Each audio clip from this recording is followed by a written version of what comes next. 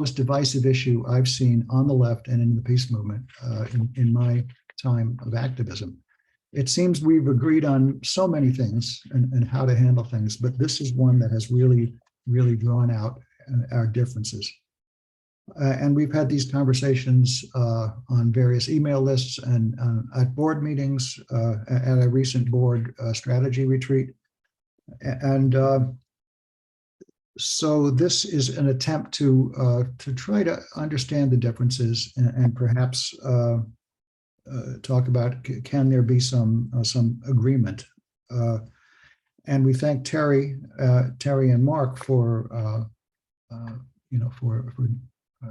helping us do this. Let's see. So Terry Lodge is a longtime environmental and civil rights lawyer in Toledo, Ohio, where he co-founded the Northwest Ohio Peace Coalition a few days after September 11th, 2001. And he and the coalition have actively opposed every U.S. war and proxy war involvement since then. Mark Weber is the outgoing president of Cleveland Peace Action. He is a retired librarian and has done human rights work in Colombia and in Palestine. There's more that I could say about both of them because I know they are both very articulate and well read on these issues. So they're going to give you their points of view, and then we will. The format will be that each will have 10 minutes to present their points of view, and then each in turn will have 5 minutes to rebut or add whatever they need to add to that. So I'm going to spotlight both of them right now.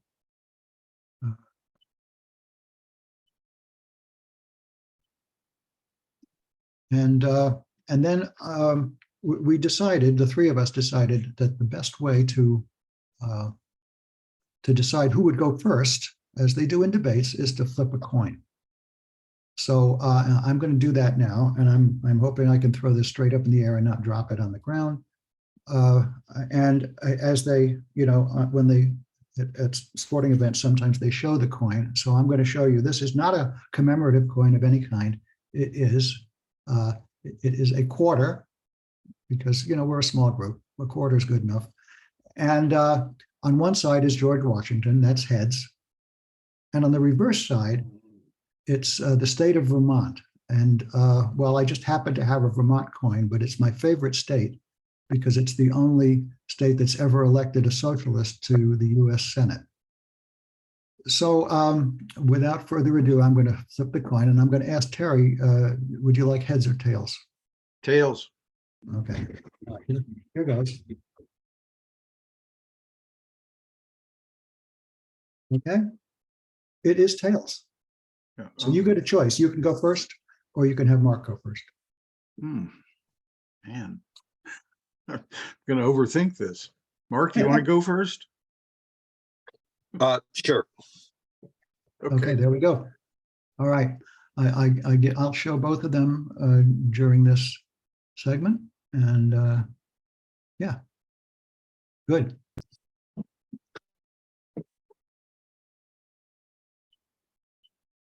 Ready? Anytime. So as Francis said, my name is Mark Weber, and I have one view of the war in Ukraine. Terry has perhaps a somewhat different view, and I'd like to begin. My presentation is going to be kind of a story, and there are a couple of chapters involved. In chapter 1, we have to go back to the end of the First World War. The year was 1919, and the treaty was the Treaty of Versailles, and the place was Paris. The Treaty of Versailles was the epitome at that time of sort of liberal idealism with Wilsonian principles about self-determination and subject peoples gaining independence. But really what it did was it placed the entire blame for the First World War on Germany and made them pay reparations and penalties that they could not possibly have paid. This humiliation and the difficult time that Germany faced during the Weimar Republic really led to Adolf Hitler, the Holocaust, and the Second World War. This treaty, the Treaty of Versailles. Now, if we move ahead about 75 years to the post-Cold War agreements during the period 1990 to 2000. The post-Cold War agreements were usually involved the United States and the European Union and the US allies making decisions on two major thrusts against the Eastern Bloc countries, which had become detached from what was the Soviet Union due to the countries declaring their independence and the Soviet Union not being able to sustain itself. The first thrust was the free market shock therapy, courtesy of Jeffrey Sachs of Harvard. This privatized the economy, destroyed the safety net, and introduced millions of working class families in the Eastern Bloc to poverty and to inflation and to wage cuts. The second thrust that came out of these Cold War agreements was NATO expansion. At the end of the Cold War, more or less, there were 17 member states in NATO.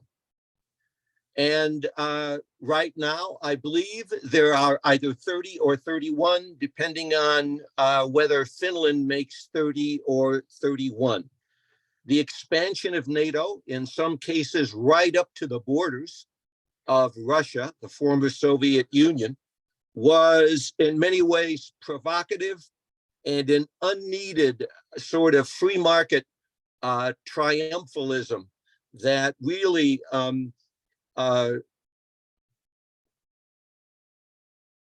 made relations between the two countries, the United States and Russia, deteriorate. There was a time when Vladimir Putin, who succeeded to become president after Boris Yeltsin, expressed some interest in wondering whether Russia could be part of NATO, but for a number of reasons, nothing came of that. With this backdrop, the next chapter is really what's the lens through which we see the struggle. And the lens is self-determination on an international scale with an international view. The Ukraine invasion is one of several struggles for justice and self-determination around the globe. We see it in Myanmar. We see it in Israel, Palestine.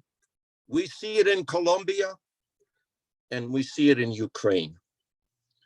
And the way I see these struggles, the most important thing that we can do is to provide agency for subject peoples. In other words, Ukrainians, like Palestinians and the fighters in Myanmar, should be supported in their struggles.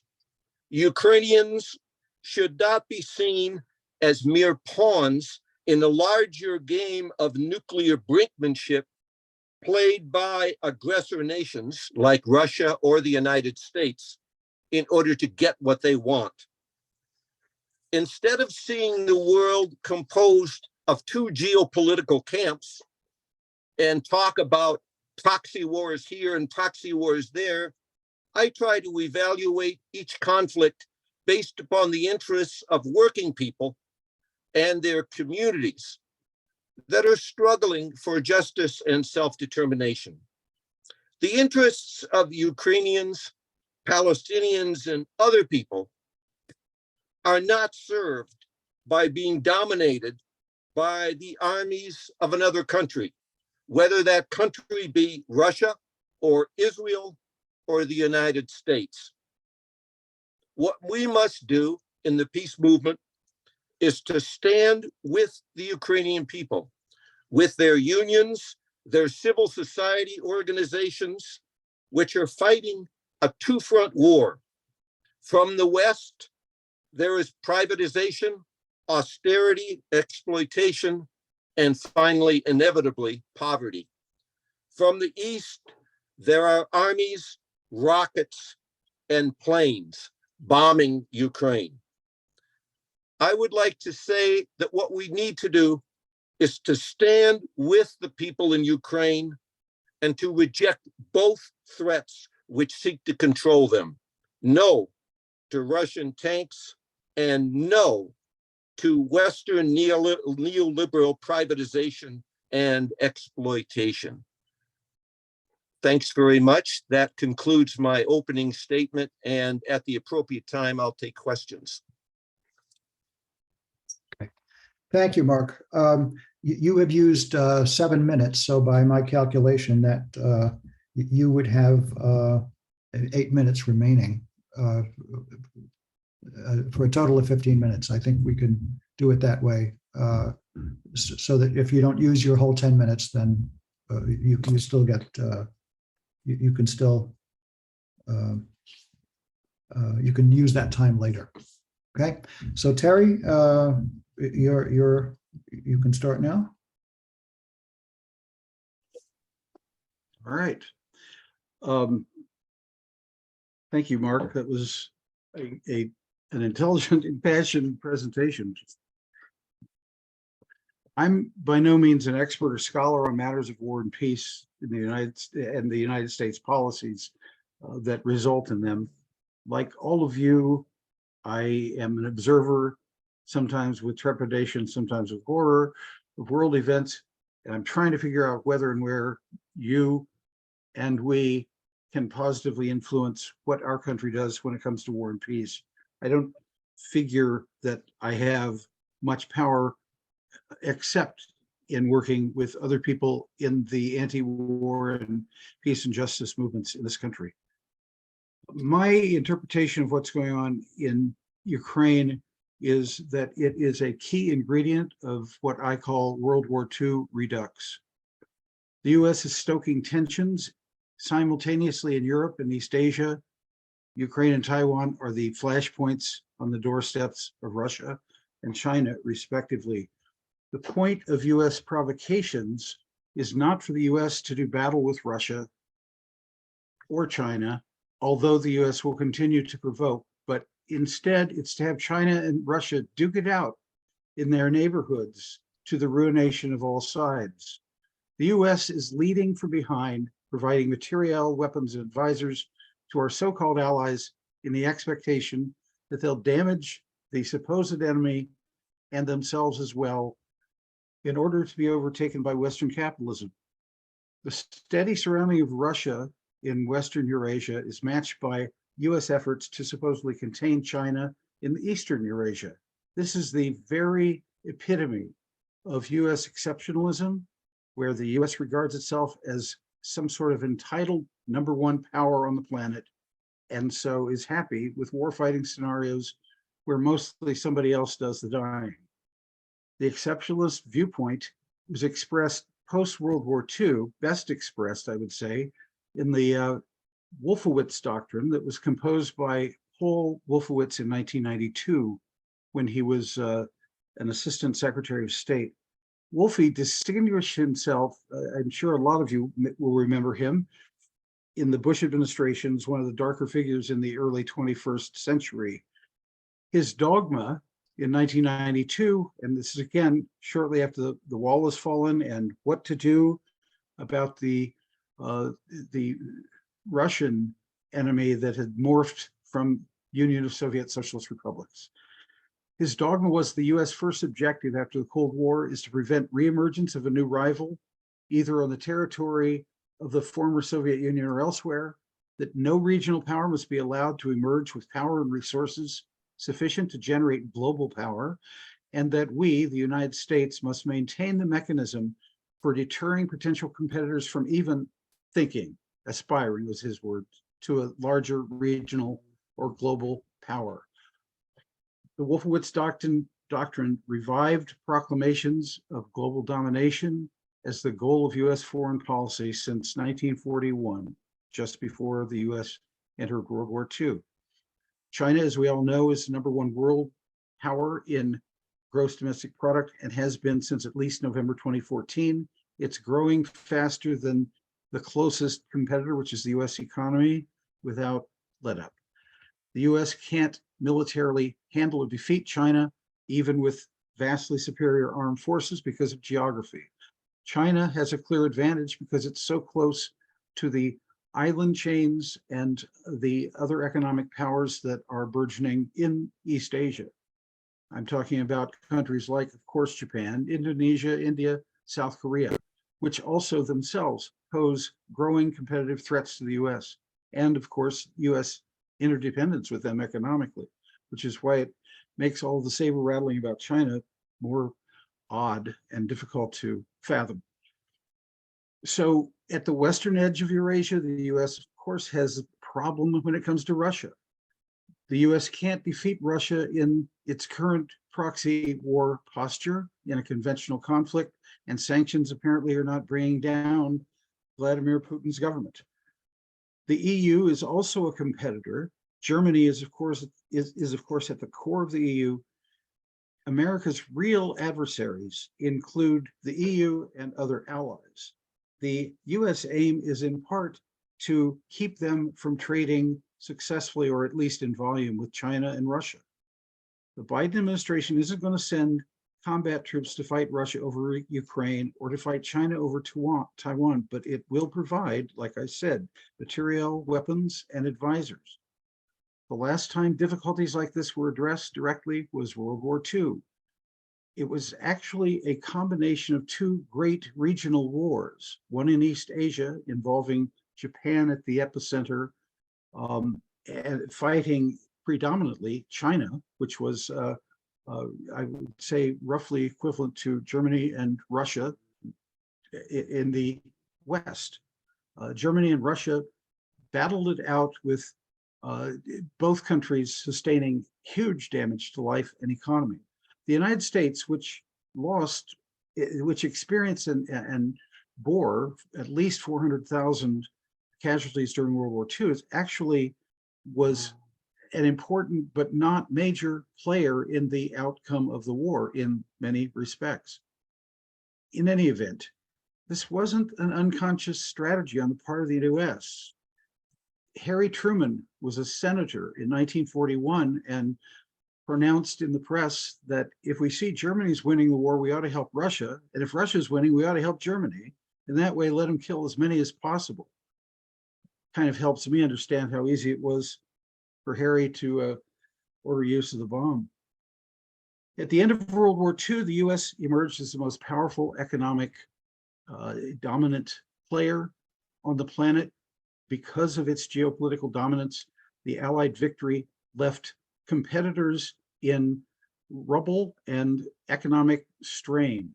To wield and hold that power, the US formed the NATO alliance in 1949, and then over the ensuing couple of decades, established military installations across Europe, naval bases in Italy, military bases in Germany in particular, all to ensure control of the western side of Eurasia. Then Washington entered into four key mutual defense pacts in the eastern region of Eurasia with Japan, South Korea, the Philippines, and Australia, and so developed a vast range of military bases across the Pacific landmass and islands, including, in particular lately, Australia, where we are about to embark on developing an Australian nuclear submarine navy, which will be capable of delivering missile weaponry, bombs, at great profit, of course, to US contractors. So in 75 years, Washington has ringed Eurasia with 3 Navy fleets, hundreds of military bases, including a string of 60 drone bases stretching from Italy to Guam. This is all possible because of the outcome of World War II. So presently, Europe's plunged into a war with Russia. The US is leading from behind. The war is dragging on, trashing the EU economy. If East Asia is similarly plunged into a war of China against Japan and whatever allies it can drum up, with the US also leading from behind, who will benefit? With the economies and territories of Eurasia going to ruin, the US will again be on top, able to dictate terms to the world, World War II Redux style. There's, of course, a danger of nuclear war coming out of these conflicts, and it's a serious danger. The US has a history of brinksmanship going back to the earliest post-World War II days. The US has shown itself willing to risk nuclear holocaust, or at least to saber rattle and threaten it, and actually consider nuclear weapons as a warfighting strategy, as Nixon did during the Vietnam conflict. Surely, don't doubt for a minute, there are US policymakers who are criminal enough and sociopathic enough to see these acts of policy backed up by provocations, even if they have to make good on the provocations, unless we, as the US anti-war peace and justice movement, stop them. We're witnessing the odd spectacle right now of some of the most horrid US politicians posing as the only political opposition to the Democrats' proxy war in Ukraine. I mean, Marjorie Taylor Greene, Matt Gaetz, Lauren Boebert, they sound like peace activists from 50 years ago.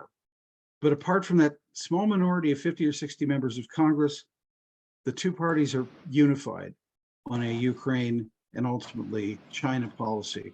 And worse still, if you look closely, Marjorie and company are just advocating taking things to China to the next level. So it's ultimately this unified and absurd view of world politics that we must oppose. The people of Ukraine are suffering horribly. They are cannon fodder in this war. Even as it rages on, the British and US governments in particular keep interceding to steer Zelensky's government away from negotiations. The International Monetary Fund and Western banks and corporations, particularly American ones, are arranging behind the scenes documentably to profit enormously from the so-called recovery that Ukraine's looking at. In fact, I think that Mr. Weber hit it very closely on the head in talking about the need to oppose that kind of austerity that looms at the end of any war. There's every reason to think right now that at some point, the US and NATO will suddenly betray Ukraine, pull the rug out from under them, and crush the notion that Ukrainians can self-determine their future, apart from the dictatorship of global capitalism. The US can and will force an end to the war to fulfill predatory aims when it's time. NATO and the US will decide that Russia has been sufficiently weakened at some point that the proxy war can be ended and it's game on against China. So I see our responsibility as anti-war activists to press the political class of this country to destroy its dangerous consensus that puts China in the crosshairs. This dreadful war in Ukraine is not going to end just because the US says it should end. Not really. It'll inflame the perception of the US throughout Eurasia. Our rogue exceptionalism is going and is presently moving hands closer to nuclear triggers in Russia. China is believed to have sufficient quantities of weapons material to have at least 50 thermonuclear bombs. They don't have the modern systems to deliver those weapons. They are undertaking a crash program right now to develop missiles that are capable of intercontinental destruction. All of this is happening, of course, with the looming catastrophe of climate chaos. There is some dissent being shown by some of the European allies in NATO, but the US is very, very powerful in Europe, has a very considerable military presence, particularly in Germany and some of the other central big players within the European Union and NATO. Their media is heavily influenced by US and NATO. In East China, there is a lot of residual hatred of China, by the Japanese, by South Koreans, and other elites. And the US is stoking the fire right now with billions in new weaponry and at least 200 military advisors to Taiwan. Yeah. While Terry- some say the two-front conflict is US overreach, I think they're misunderstanding.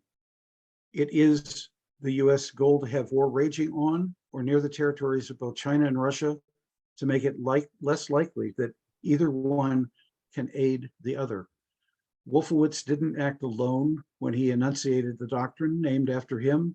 It became it became the Cheney and Powell doctrine in 1992. They rewrote it to lessen some of the harsh wording.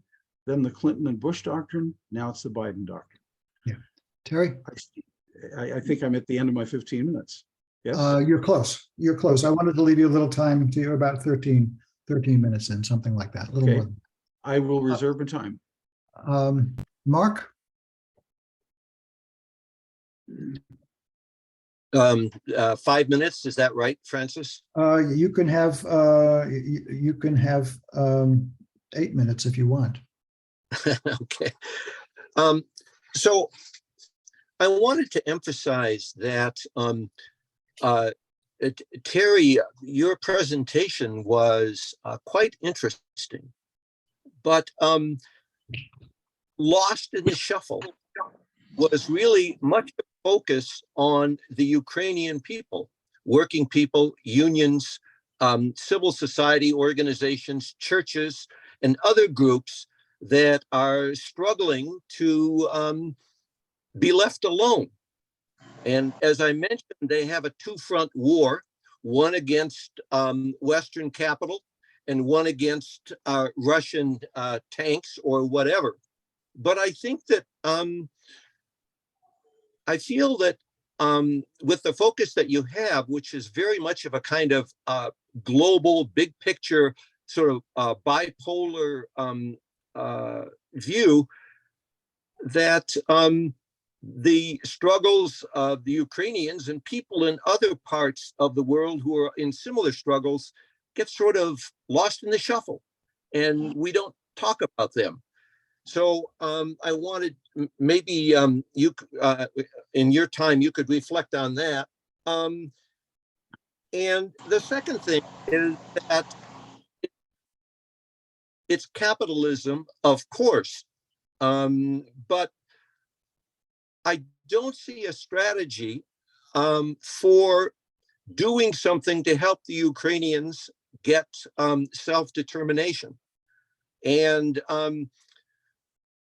there are people who, some people who kind of share your perspective, who are quite cynical about the whole thing, and that it will likely result in some kind of war.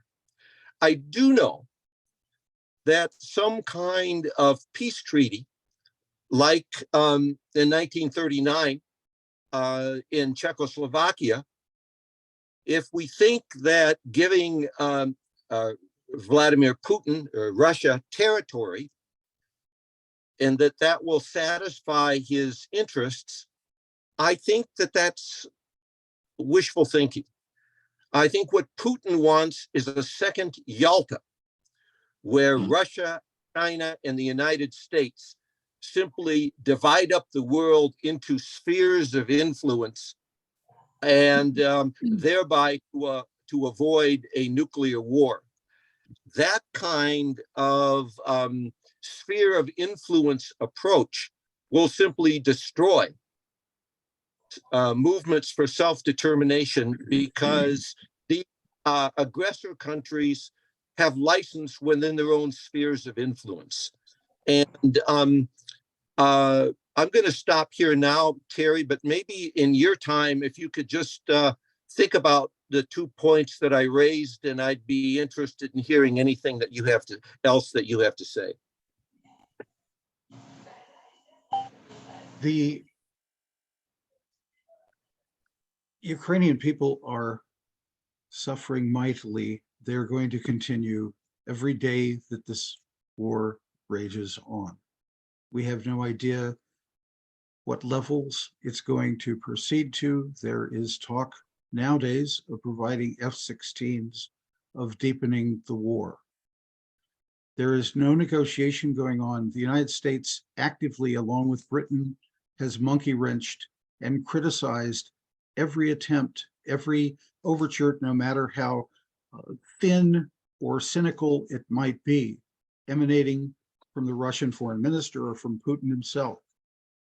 There needs to be ongoing negotiations, or at least a setup for negotiations to take place. The problem, of course, always is that the warring parties throw out ridiculous and absurd demands, that they won't negotiate unless Russia is completely out of Ukraine and paying reparations or whatever. And of course, Putin is making absurd, equally ridiculous demands. But the problem is they keep talking past one another. Nobody is putting people with authority to negotiate in the same room to negotiate. That is one of the inexcusable things that ain't happening. And it is, so long as there is no inclination by either side to let up, they aren't going to be letting up. Each side is trying to measure the comparative weakness or strength of the other. The Russians may have the military advantage, although it's extremely difficult to tell with all of the disinformation and lack of information that is coming out of the war itself. It's very difficult to tell what's going on amidst all the propaganda, all of the games that are being played that are to be expected. This is World War II, but this time everybody has nuclear weapons, and the motives are as dark and evil and pondersome and troublesome, although I tend to believe that there are some policy reasons for Russia doing what it did. Russia is still, and Putin has still committed vast war crimes. There are international law problems here. This could have been avoided. I utterly concede that point. I think it's our responsibility as anti-war folks to talk about what we can do to rein in the US government.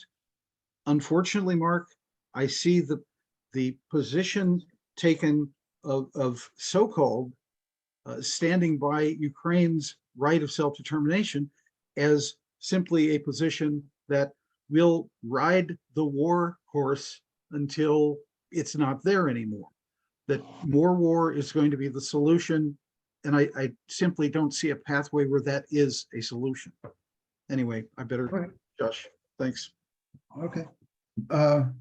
Mark, you want to, if you each have another shot at this to fill out our 30 minutes, Mark? So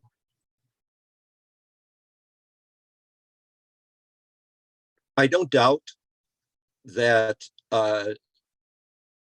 certainly nuclear war and the prospects of a nuclear war are greater now than probably they have ever been since the Second World War, or since it was clear that Russia and China had the bomb like we did. But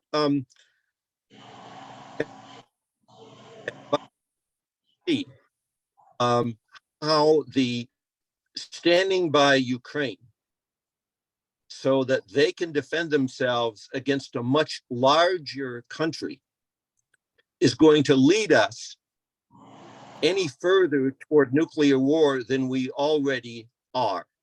And my concern is this, and I'm thinking of the comment someone made once to Leon Trotsky made the following comment when he was still alive. In the 1930s, the war for independence in Algeria began against the French. Democratic France, run by a socialist government, Guy Mollet and the Popular Front government, sent troops to put down the uprising in Algeria by the rebels, the FLNA or something. The Trotsky was asked, so what should we do? The situation was complicated when Mussolini's Italy began sending arms to the rebels, the people fighting for independence. And Trotsky said, for us and for the left, the most important thing is to support the rebels, regardless if they get arms from an unacceptable source. And I guess I feel, and this needs to be said, I think, because well, I've been called a war criminal because I advocate allowing the Ukrainians sufficient conventional weapons to defend themselves. And I don't think it's doing the world any favors by what calls itself the peace movement in the United States, demanding an end to military aid to a country which is fighting for its life. So I think that the peace movement sometimes has to realize that not everything can be finalized and solved by yet another treaty. Sometimes what we need is to support those people who are under fire so that they can develop the will to defend themselves. And I think that's what we have in Ukraine. And I think that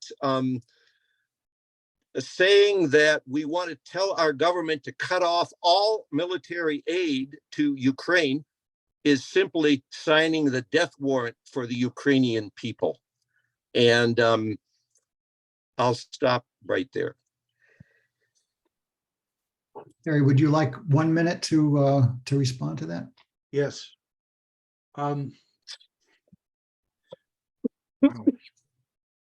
You're not a war criminal, Mark. Not for a minute. Since 1989, there have been two overarching assumptions that have formed the basis of American foreign policy. One is American-style liberal democratic capitalism offers some sort of model that's to be universally embraced. And the other is that perpetual US military primacy is the key to global peace and security. Facts and history are not dealing kindly with these assumptions. Behold the precarious health of the US system of so-called democracy and the results achieved in our wars since 9/11. But facts aren't really very important and apparently in our national self-assessments, and the death of imagination is everywhere. Biden is somewhat qualified, certainly more than Trump was, to hold the presidency, and he appears to be making some actual attempts to govern. But Biden, who is certainly an architect of the Iraq War, which was a massive war crime, Biden's what you get when a nation's leadership class exhausts its last stores of imagination. Mere doggedness supplants intelligence. The perceived needs of the moment eclipse any serious consideration of the future. And the American vision of the future, as expressed through our foreign policy alignment right now, looks a great deal like the present. And the present must be opposed because it cannot be allowed, it cannot sustain. It is a path to hell. Thanks. Thank you, Terry and Mark. That was quite a tour de force of, and I think there are some things in there that you agree on, probably many things.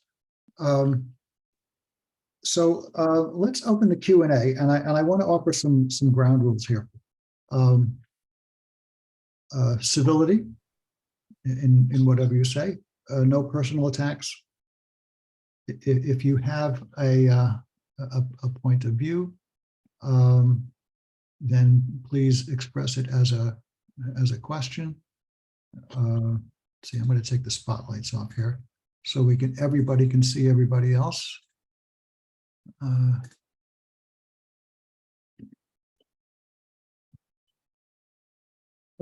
No.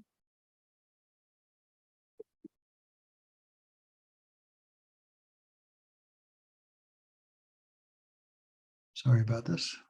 Here we go.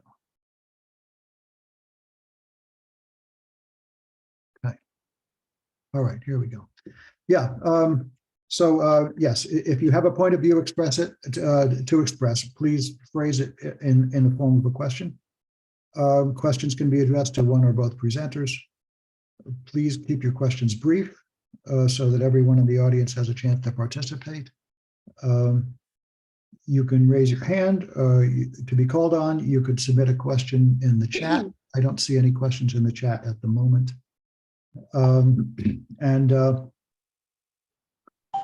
Yeah, and no one will get a second question until everyone has had a chance to ask their first. So with that, I would, Howard, you want to unmute yourself there and speak? Okay, let's see. Okay, can you hear me now? Yes. Okay. No, it's Diane. Okay. Yeah, I apologize for being late because I'm on a coordinating committee for the National Call for Moral Poor People's Campaign. And to make my question short, what can we do in the National Poor People's Campaign?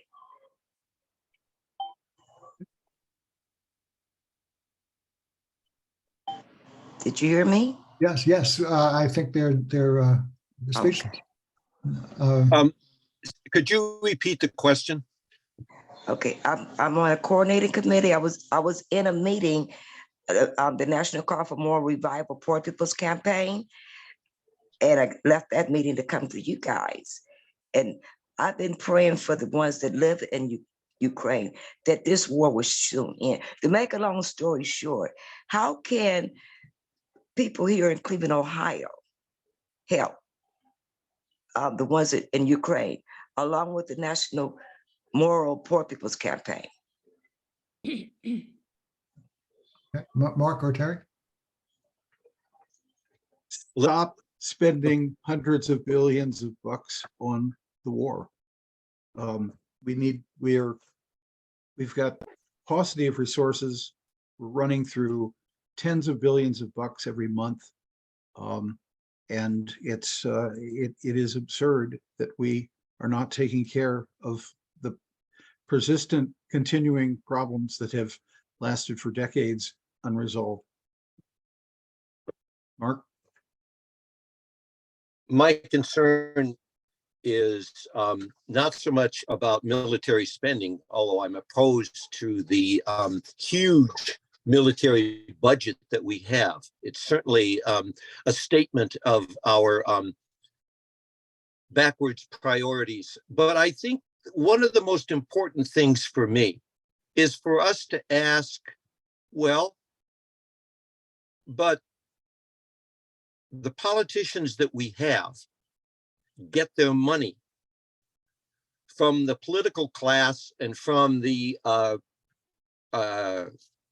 ownership capitalist class, and that they represent these interests.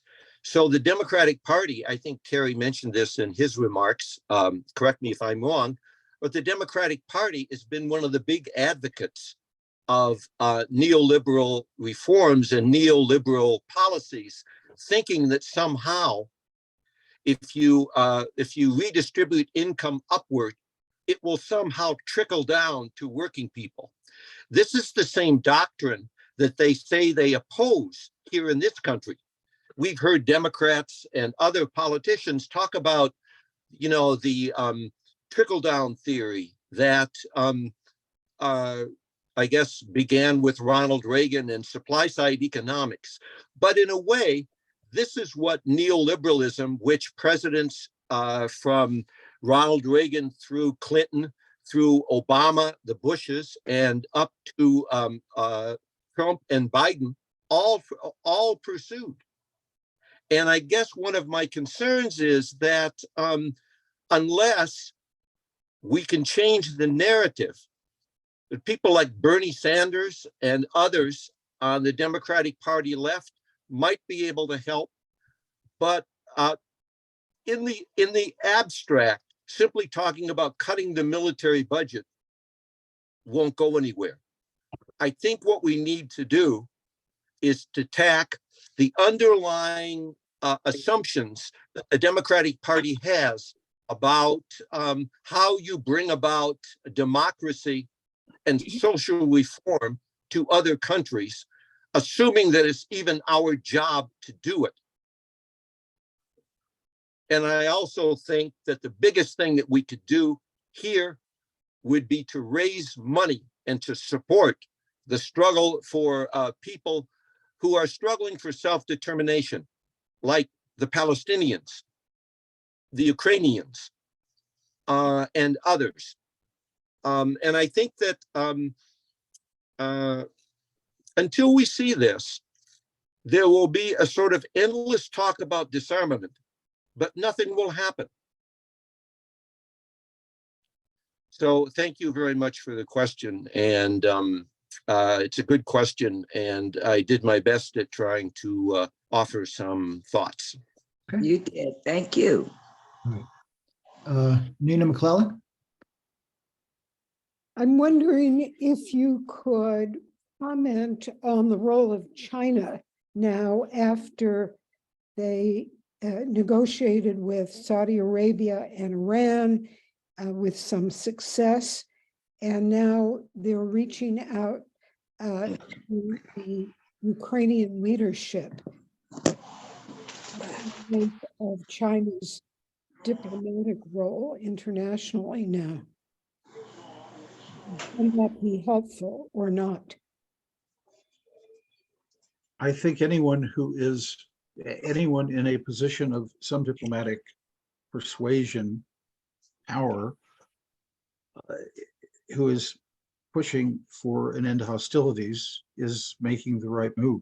The United States has abdicated any pretense of neutrality, of moral position from which to pontificate to other nations about whether they should be at war.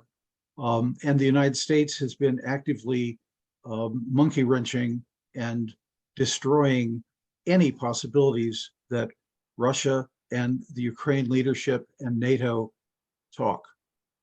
And it was a tremendous foreign policy win for China to get some stabilization of the ceasefire between Yemen and Saudi Arabia.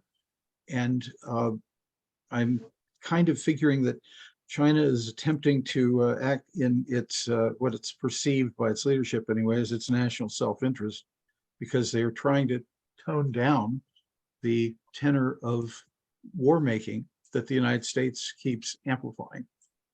So I think overall there's something positive by anyone, certainly one of the world powers, pushing for negotiations.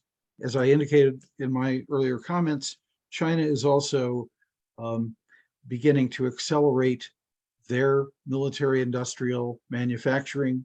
They are getting stoked for war, and they keep doing really serious, responsive kinds of provocations involving Taiwan now. So things to me are much hotter than they have been for decades, as in terms of the Taiwanese relationship with the mainland. Mark, do you have anything to add to that? Well, I do. First of all, I do agree with the general thrust that Carrie mentioned. Certainly, the role of China in brokering some kind of a ceasefire regarding Yemen and the Saudis is a good thing. And I think it's worth noting that the United States cannot play this kind of role because of its sort of neoliberal approach to international relations, and also because it's tied in so tightly with the Israelis that and is so responsive to the Israelis that the United States doesn't have the freedom of movement should they actually sincerely desire peace between those two warring parties, which I don't think they do, except is in a kind of instrumental way. And I think that China's growing independence, its growing power, is something that the United States is ill-equipped to deal with because of the way it approaches development and nation building since the end of the Cold War. And again, Nina, thanks for a good question. Thank you, Nina. I love you. Let me mention at this point that I put in the chat a few books that Mark Weber had suggested on Ukraine, so you can see those references. You can copy it out of the chat if you like. Thank you. Doug? Yes, Doug thank Horner? you. This is a great conversation we're having here. And in my emotional mind, I wanna put aside kind of what this neoliberal global path of self-destruction that we're on. I want to just put that aside for a second. And I want to come back to what we were thinking about just a few weeks ago during our Beyond Vietnam discussion. And Ms. Howard raised this question, and I want to just reiterate it, that, you know, what can just kind of normal people do? And I think it has something to do with Dr. King's prophetic words around like nonviolent coexistence or violent co-annihilation. And I just want to hear Terry and Mark both kind of just tell me what you're thinking when I say Dr. King's Beyond Vietnam speech and, you know, the reordering our priorities as a U.S. culture, kind of more domestic look. Thank you. Well, Terry, do you want to go first or? No, it's fine. Okay, so I went to the a program at the City Hall Rotunda, which was a reading of the Breaking the Silence speech that Martin Luther King delivered, I think a year before his assassination. The speech was important because this was given during the time that the Johnson administration was pursuing a military buildup in Vietnam and was telling people that we could have guns and butter both. You'll probably remember that phrase, those of you who are as ancient as I am. But I think what Martin Luther King was doing is breaking with other people who thought that war and taking care of the social needs of our own people are somehow compatible and should exist together. But the fact of the matter is that Dr. King realized that we were saying in South Vietnam that we were standing up for democracy there, but we didn't stand up for democracy in Mississippi or Alabama or other places. And this is at a time when violence against people of color was rampant in the United States. Martin Luther King said that they are connected, and that as we do to promote democracy, so-called abroad, through bombing and the use of chemicals, that we don't focus on taking care of the people whom we say are our most precious resource. And I think that more than anything, that is the most important speech that Martin Luther King ever gave. Even more important, in my opinion, than the 1963 speech to the March on Washington. because it took real courage to do that. And I think that's what all of us need to do, is to stand up and say that no to a permanent war economy. Yes. Harry, you're Wow. Excellent. We're losing our democracy here at home. And it's more than a slow drip. A country that is destroying the free press, a country that is seeing in many, many states and even in the Congress, bills being introduced and passed in many of the states, at least so far, that repress and destroy free speech, that repress and destroy civil rights.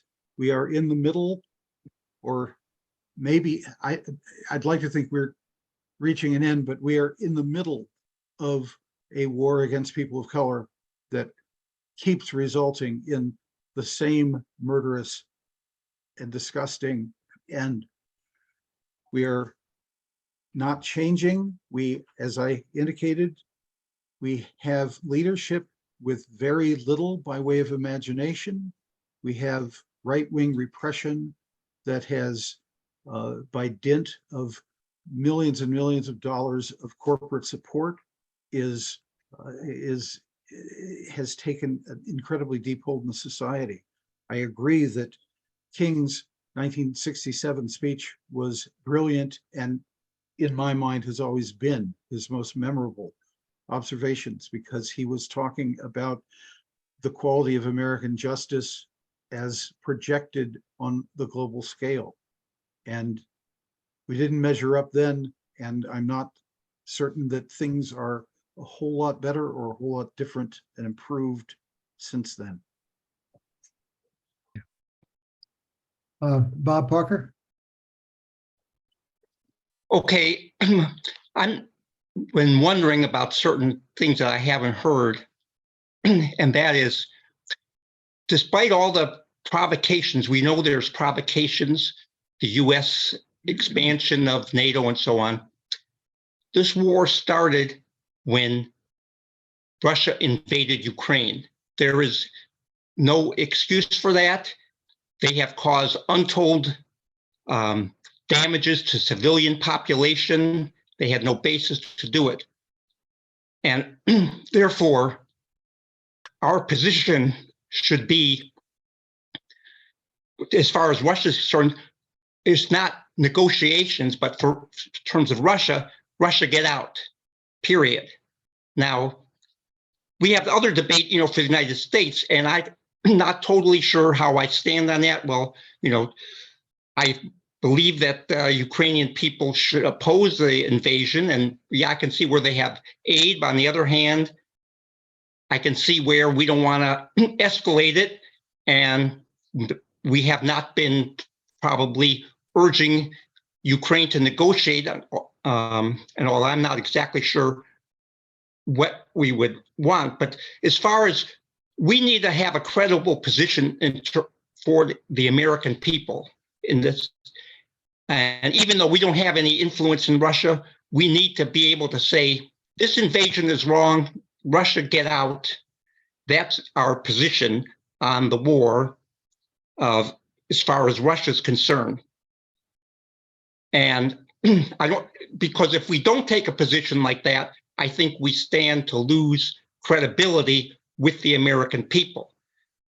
So we can debate, how we stand on, what type of negotiation should there be. We in the Vietnam War, most of the anti-war movement took the position, U.S. get out.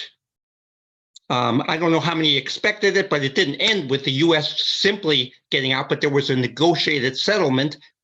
But regardless of whether exactly how that worked, we still took the position, the U.S. get out.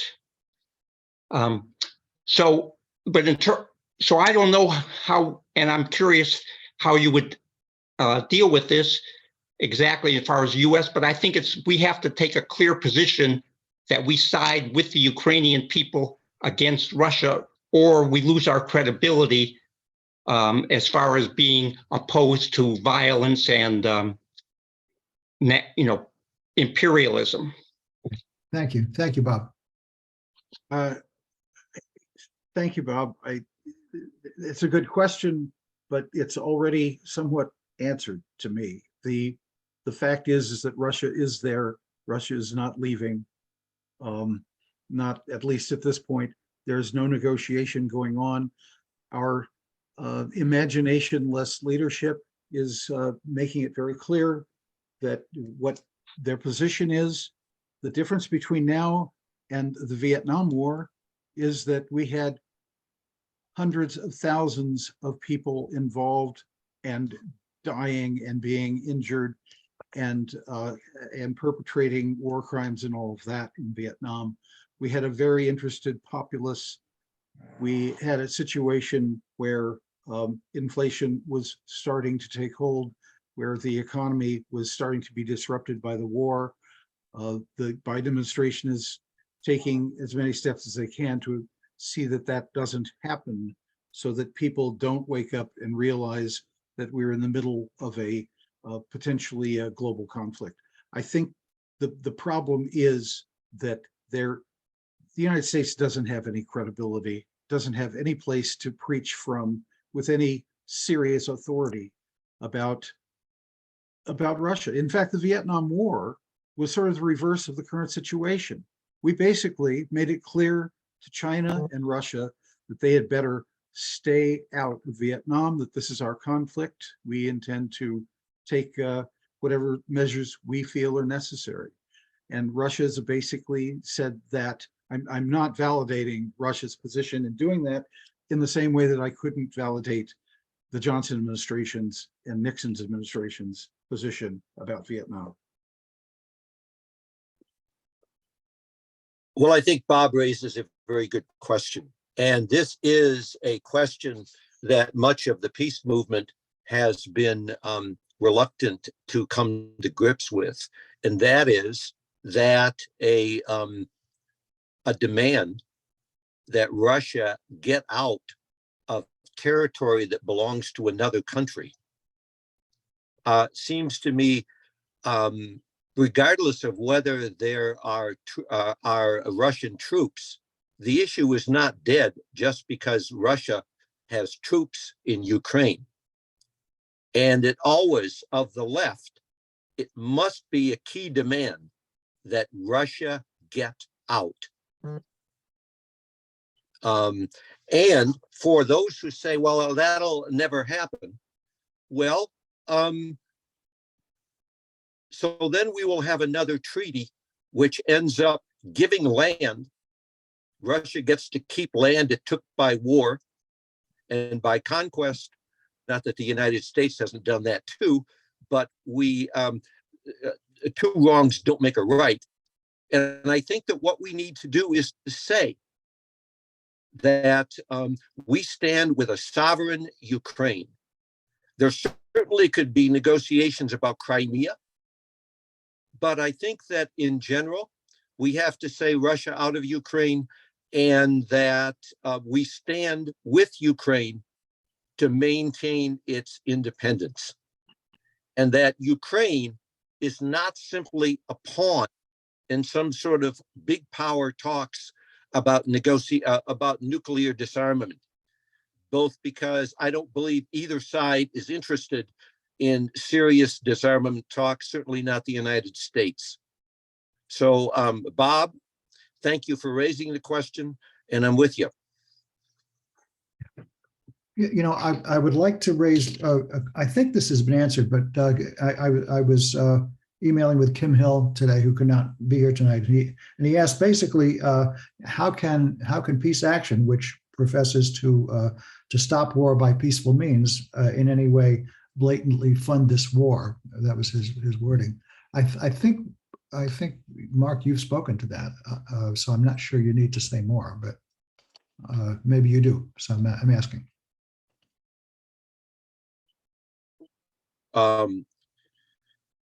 Yes, well, I guess one question that has been raised by people on Peace Action Board. How can a peace organization support war?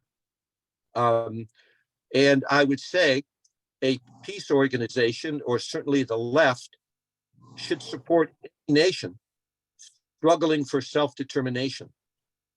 And I don't know many struggles for self-determination that were won with nonviolence. There are a few, and we should always hold those up as examples. But frequently, struggles for self-determination result in arms, a force of arms. And sometimes peace simply covers over injustices which have not been resolved. And peace without justice is really no peace at all. And a peace imposed on Ukraine that would have it lose much of its territory and, in fact, its independence might satisfy people in the West and people in the peace movement, but it certainly won't satisfy Ukrainians who want their own country free of domination from another country.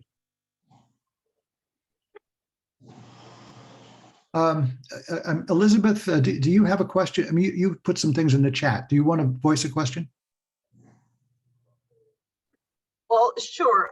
This has been a very interesting conversation, and I missed the beginning of it, so I do apologize. But I've been paying close attention right now to the UN Security Council, which of course Russia is currently at the helm of. And they are doing classic Russian propaganda rewriting of history. It's not an area that greatly impacts the war per se, but it is something that I think we might have some opinions on, or some suggestions on addressing how the Russians need to get out of Ukraine, full stop. I also kind of tend to land on the side where Mark is, that, hey, this is a sovereign country, and I don't think that the United States can just abandon them, especially not at this point. But when you have these rewriting of history, the Security Council is almost kind of a joke right now because of that. And then groups like ours talking about these things with a lot of frustration and not a whole lot of resolve or action. I just wonder if you gentlemen would like to make some comments about the war outside of the war, the propaganda that's going on outside of the fighting, I suppose. Well, one of the observations I have is that the vast majority of nations in the member nations has either declined to vote for or has actively voted against any endorsement of the Western European US position. There's about, what, 30 or 40 nations that are aligned in favor of NATO, and a whole bunch that are either non-aligned or are opposed. So the problem is, I think an awful lot of the world is sitting by, cringing, worrying about the nuclear saber rattling, worrying if this is going to become the beginning of a global depression economically.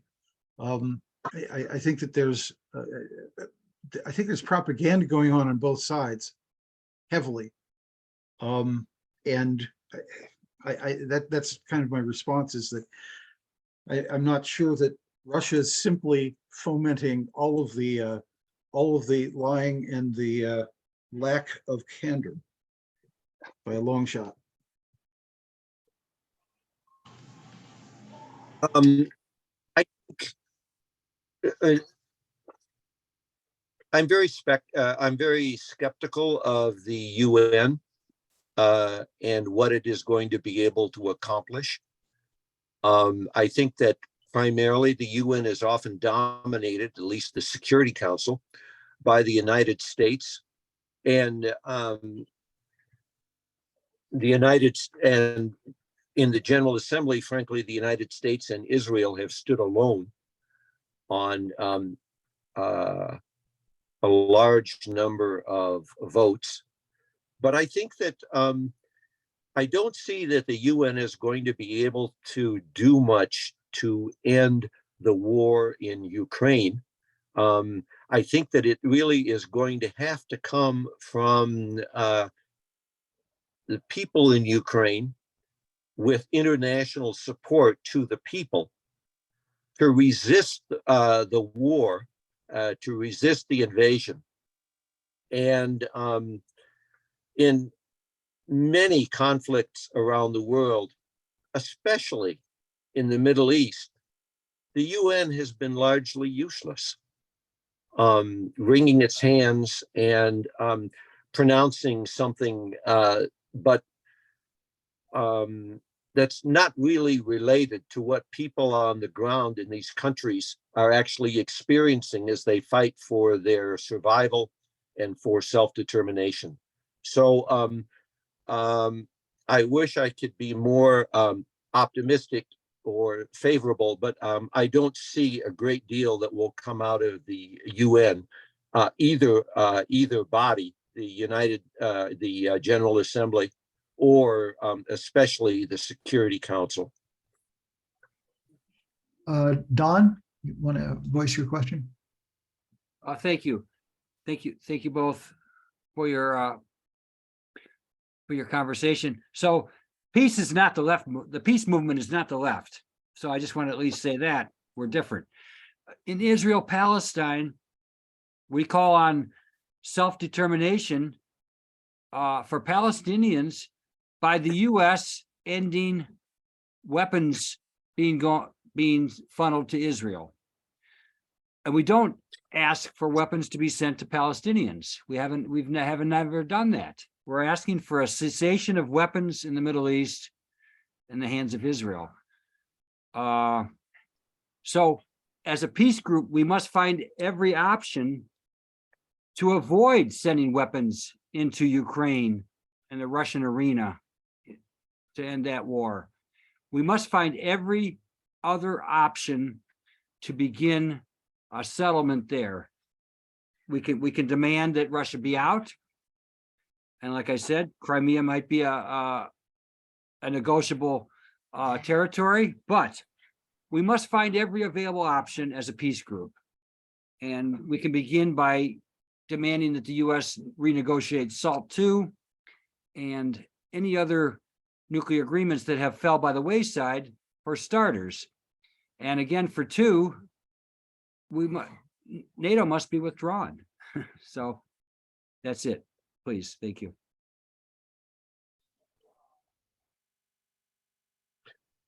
Let me address the issue of your saying that we shouldn't send the United States should not send weapons to Ukraine. And I would agree with you if the Ukrainians had any other source. If we cut off aid tomorrow and the result was a Russian victory eventually at great loss of life, is that better? Is that in the end, can you honestly say, Don, that that's better? That the slaughter that would happen if we cut off aid and simply said, no, we can't support this war because we don't support any wars. We're just for peace, practically at any price. That may be where you're at, Dan, but that's not where I'm at. When someone is drowning and someone throws them a lifeline, they don't argue about who the person is. They grab the line. And as Trotsky mentioned, we should support Ukrainians, even though they get arms from the United States, like the Algerians got weapons from fascist Italy. We support liberation or self-determination. And if we say, no, I'm sorry, we're going to cut off arms, and Ukrainians, you're just on your own.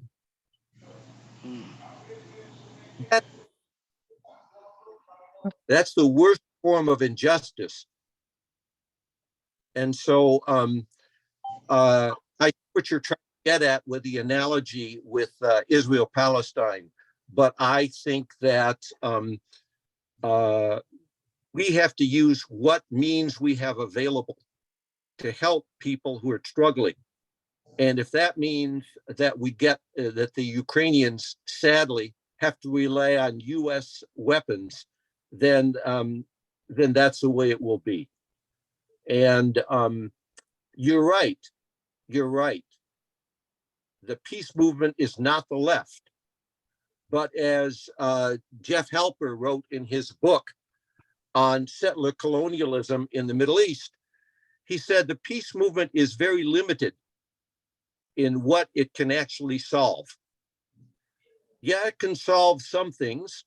The peace movement worked in the troubles in Northern Ireland, the Easter Accords, and other places.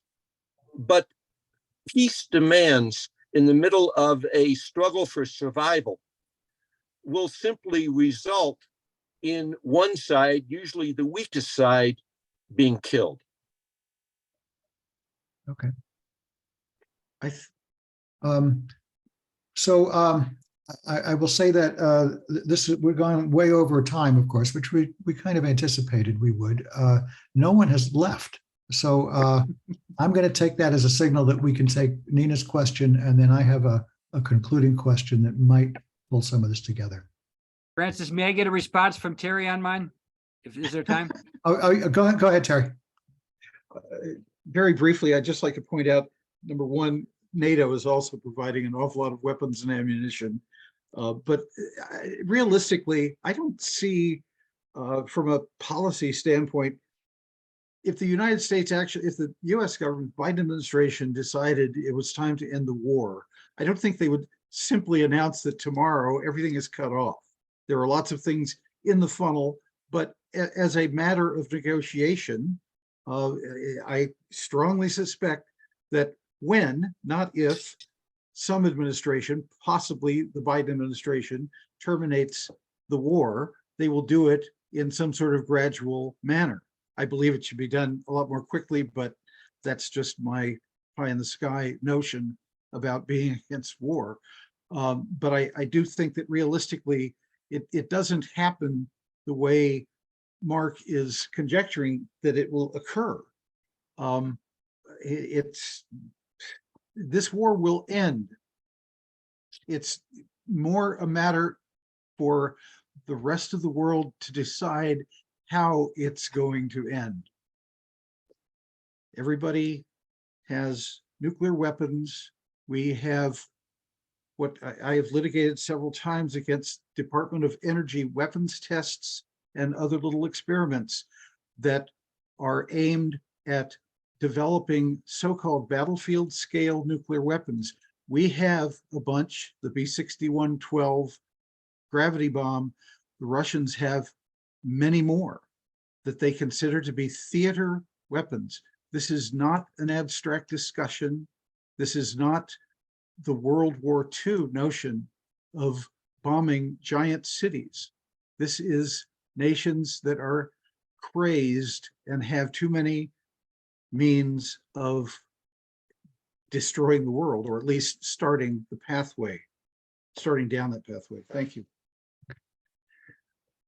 You know, I think Mark should go because I had. Yeah, go ahead, Mark. Mark Alvarado. Yeah, there we go. Okay, I'm sorry. I just had, I will try and make this very brief.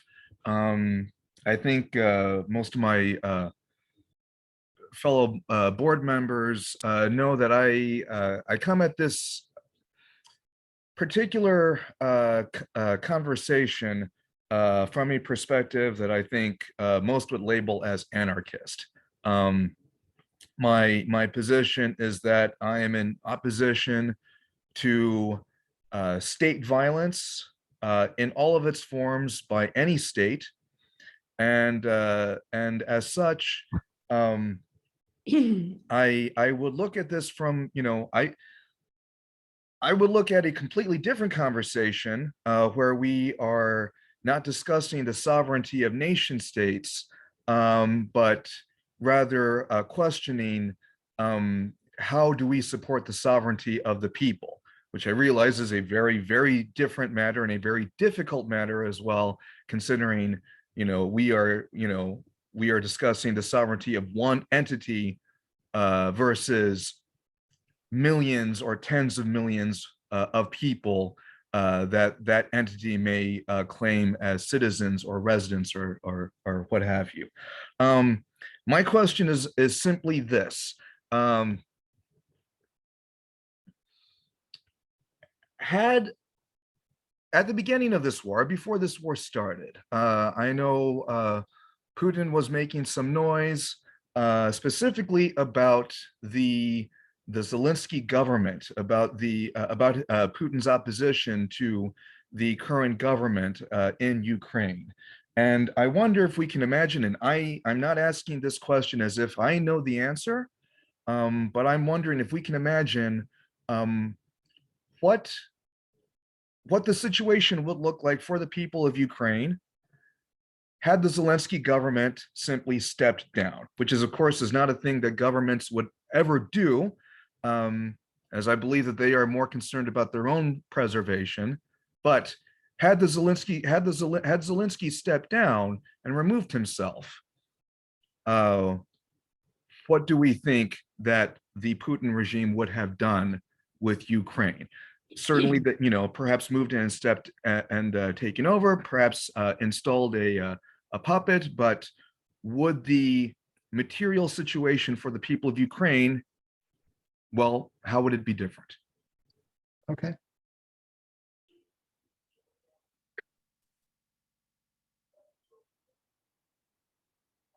Well, if the Mark, who are you directing your question to? This question is for anyone, actually. I'm simply, this is I'm trying to spark imagination here, I guess. Well, I So, looked back and I looked at Vladimir Putin's speeches on Ukraine, and 2013 was kind of a watershed year when Vladimir Putin began to focus much more attention on Ukraine. And this was, of course, before the seizure of Crimea. But he hinted that, and more than hinted, actually said that Ukraine was not a legitimate country, that it really should be part of Russia, and that Ukraine, there's no such thing as a Ukrainian nationality. The Ukrainian people would beg to differ. And I think that were the Zelensky government to step down, that would make no difference to the Russian government and to Vladimir Putin. His desire would be to control as much territory as he can of a state that he feels should still be part of should never have left the Soviet Union and should be part of Russia. And in his remarks, he's not speaking as a communist, but as a nationalist, because he certainly has criticized both Khrushchev and Lenin for their attitudes regarding decentralization. And of course, it was Khrushchev who gave Crimea to Ukraine.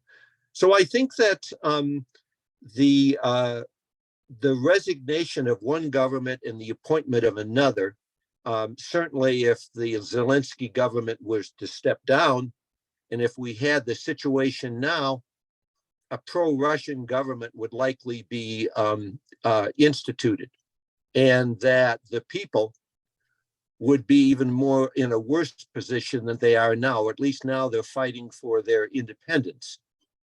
So I think that I understand the anarchist tradition, and there's certainly a strong anarchist movement, was a strong anarchist movement in Ukraine, going back to the Russian Civil War during the period 1918 to 1921.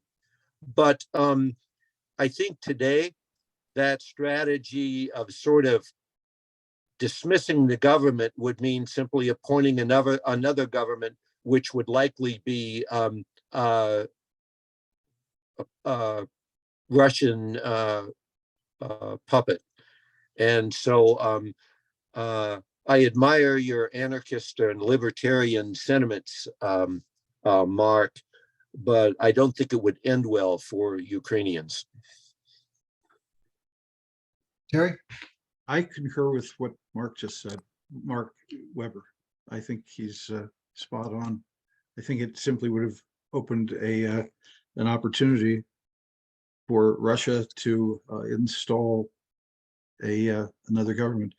Although I would point out that in the eastern areas where there were votes taken, that at least the Russian government did look for some type of public approbation. But effectively, Vladimir Putin is certainly not a communist. He is an opportunist and in effect a capitalist in the mode of the Western world today. But I agree, Mark's right. And it's academic because we're in the middle of a horrendous bloody war with no end in sight and nobody willing to talk about an end. Nina? Before I get into the subject of Ukraine and Russia, Francis, but when you speak after this, could you tell us what demonstration the picture is behind you?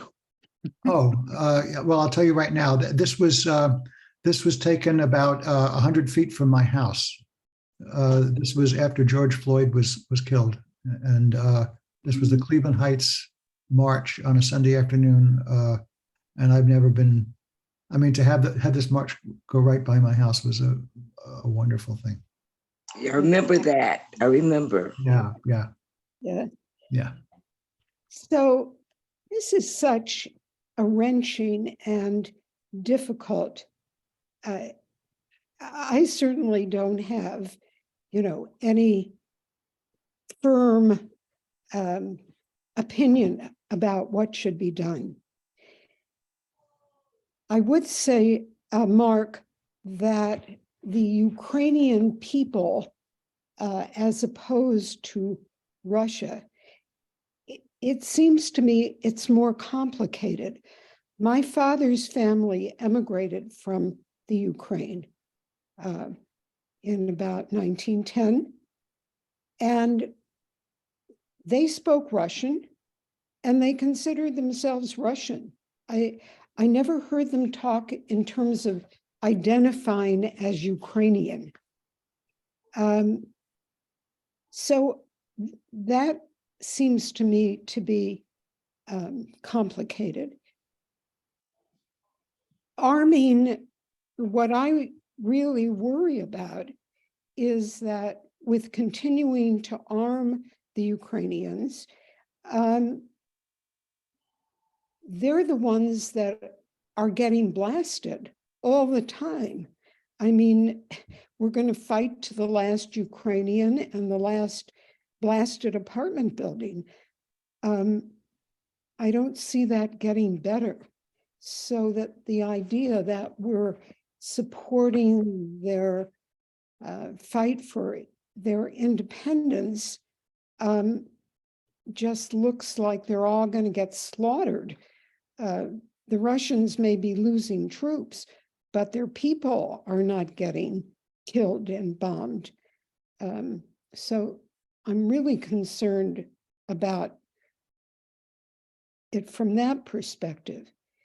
And when we say, as Bob Parker and you and Elizabeth have said, that our stance should be Russia just get out, and that we want justice. I think he talked of justice for the Ukrainians.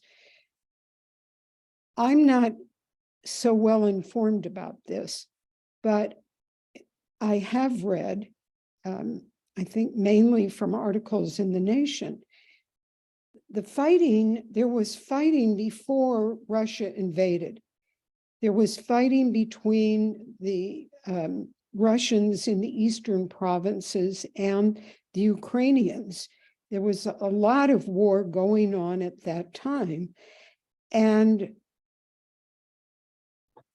I have read in a number of articles that the Ukrainian government was not very just toward the Russian population in the eastern provinces. For example, at least, and I don't know that this is true, but it was in a Nation article, that the Ukrainian government forbade Russian to be, used. It would be like, this author said, it would be like our government saying that we couldn't use Spanish, for example, in the United States, in all of our voting and all the other ways that we translate, have English and Spanish. So if we're saying Russia just get out, how do we know that there will be, that the Ukrainians will have justice for the Russian populations of the eastern provinces? Those are some of the issues that I've wondered about and that you might comment on. I'm sorry for all these different pieces of it, but it does seem to me so complicated. I don't know the answer. I mean, I understand wanting to support the Ukrainian people, but Yeah.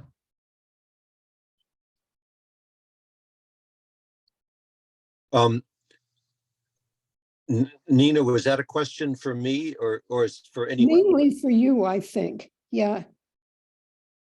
I mean, it's a couple of questions about the complex history of Ukraine and Russia. So that's one piece.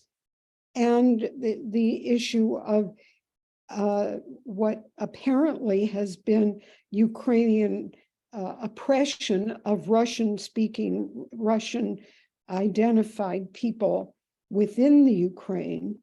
That's another thing, those two things. I think to start, I side with the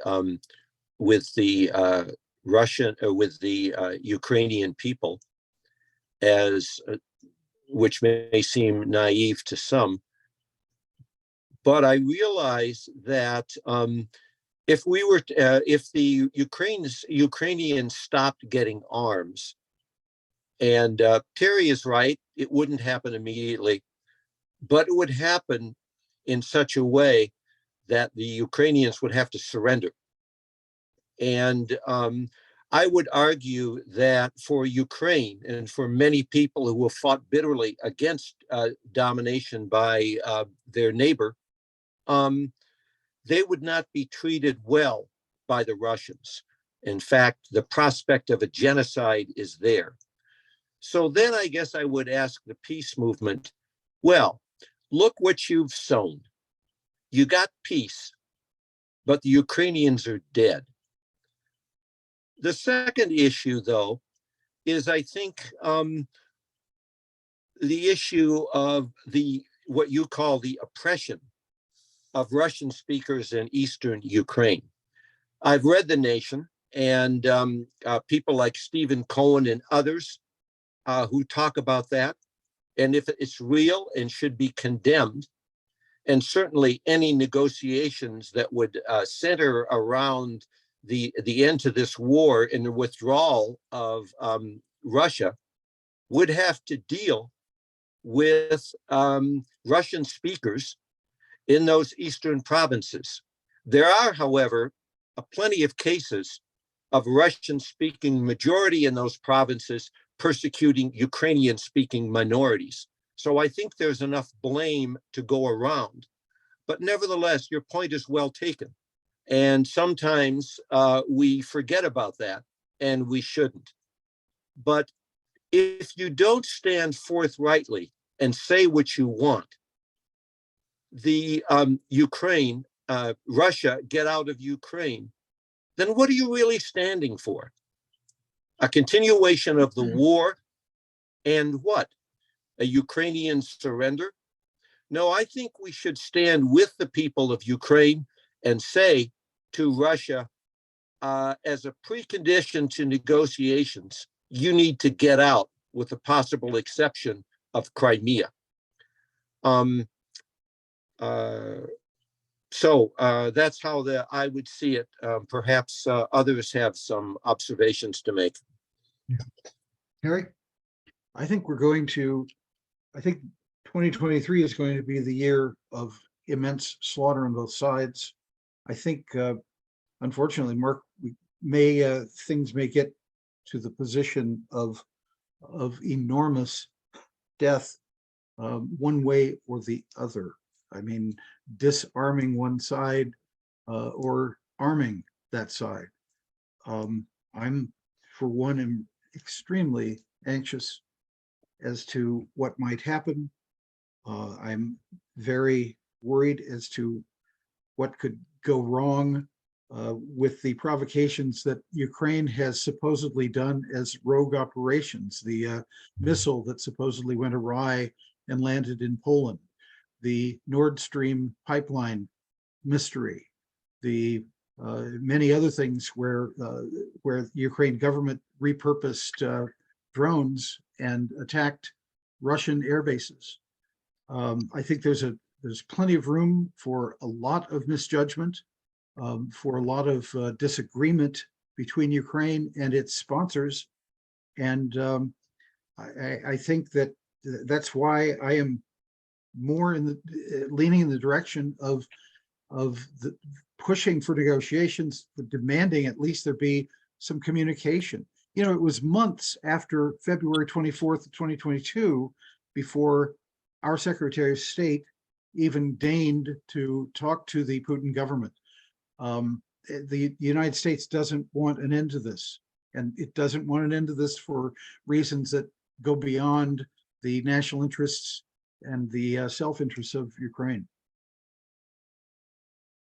All right, so we're going to close questioning here, a question and answer. But I want to ask one question that might tie some of this together. What do you think, Mark and Terry, what are the points on which you agree? The one that I heard loud and clear was opposing the endless war, military-industrial complex, American hegemony, all that stuff. I'm hearing strong agreement on that. Are there other points where you agree?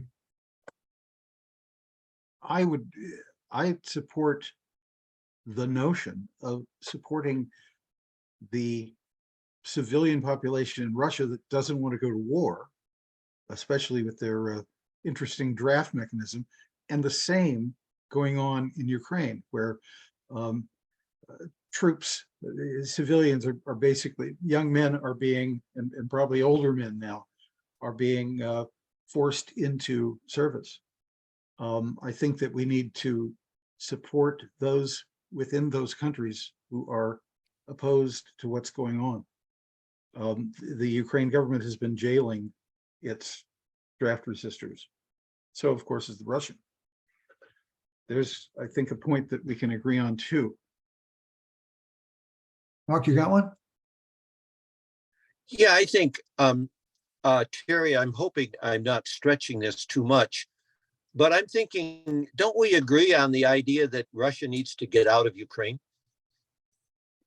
Yeah, but I don't see how that's going to happen without some other things happening first. Right.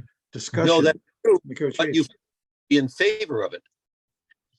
I don't personally oppose it at all. Yes. Yeah. But Okay. but that's a very simplistic kind of that's one piece of what I think would have to be a much larger agreement that provides some security for Russia, that does something to the indomitable wall of NATO and all of that. So yeah, it's one piece, but it's not really possible unless there's some realistic discussion about other framework. What about the U.S. Prioritizing negotiations? Yes. Mark? Well, I would be in favor of negotiations. I am just worried about how the United States would front load those negotiations to get a certain end, and would often act instead of, rather than allowing the Ukrainians to negotiate their own future. Mhm. But I think negotiations are essential, and I don't see the war ending without it. There are no signals coming from Washington towards negotiation that I'm aware of. No, I don't see that either.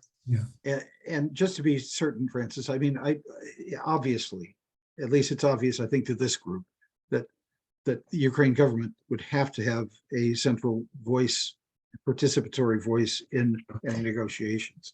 It certainly can't be something that is just a deal made between the two superpowers or the two big powers. Well, they tried to do that a number of times in the past. Yalta is the best example. And Putin today has talked about the need for a second Yalta. Mhm. I'm not interested in having countries sort of divide up the world into various spheres of influence. And that includes the United States to begin with, but it also includes other countries as well. With spheres of influence, then people in smaller countries cannot determine their future. They just have to get in line. And Terry, I suspect you would strongly agree with that as well. Yep. Yeah. Wouldn't Anything you else? all call for a ceasefire? To start with. Yeah, as Sure. long as Well, yeah. the line doesn't become a border. We've been doing this for almost 2 hours. There's a lot to say, and I really appreciate your viewpoints on this, and an audience that has most of you has stuck around to the end here. And I can't think of another program we did where that had such staying power as this discussion. So, thank you all. Thank you for having me. Truly. This will be recorded. It is being, and it will be posted on our YouTube channel sometime in the relatively near future. You'll get an email about that. One last question. Right. Francis, is there a way of saving all the chat? There's some very interesting. Yes, I can. observations. Well, so we'll save the chat. Yep, That's good. there is. Thank you. Okay. And I knew Nina, Bob, Brian, we all fighters together. Yeah. Thanks for coming, guys. Thank you for having us. Have Okay. a blessed evening, blessed night. Okay. Have a good night. Thank Bye. you. Good night. Good night. Right, folks. Francis, before you go off, Mhm. did you get Art Dorland's email that Yeah. Yes, Wayne Albert wants more information? I got it. Because I'm leaving, Yeah. Right. tell Art not No, to. I got it. I'll see you tomorrow night. Yeah, Good. Yeah. Okay. that's right. We're meeting tomorrow night at 5. Okay. Good. All right. Good night, everyone.